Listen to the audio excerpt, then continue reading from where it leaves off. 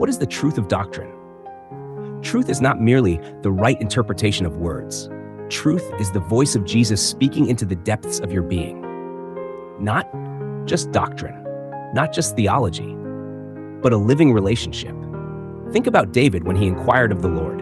He didn't just rely on written laws. He sought the living voice of God. He used the Urim and Thummim, seeking divine guidance, waiting for God's response. But imagine if today's theologians went back in time. They would say, David, this is not scripture. This is not doctrine. This is mysticism. Yet David knew the truth was not confined to ink on scrolls. The truth was alive, speaking, leading, inviting. And then there is Jesus. Jesus, who did not teach like the Pharisees. The Pharisees built walls of structured interpretation, layer upon layer of tradition, protecting the law like a fragile relic. But Jesus, he walked freely. He breathed the word. He lived the word. He was the word. He didn't just recite scripture. He embodied it. His words were not dry explanations, but living pictures, flowing like water, full of emotion, full of spirit. When he spoke, he did not say theologically according to the rabbis. No, he said, truly, truly, I say to you. And people felt it. Their hearts burned within them. He walked into the wilderness, not to escape, but to commune, to listen, to become. Did he carry the Torah with him? No, he carried it within him. He returned, filled with power, overflowing with the voice of his Father. Now look at Paul, a Pharisee of Pharisees, trained in the strictest interpretation of the law.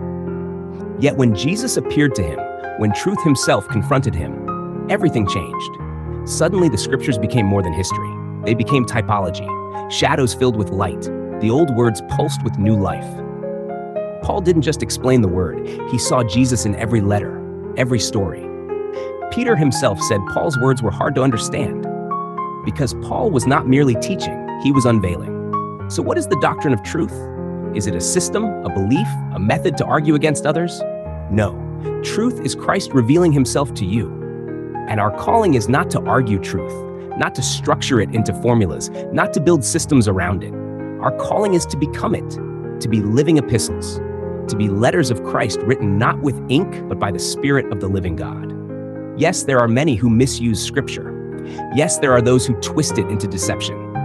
Even cults take the word and manipulate it, turning it into a snare. But the test is simple.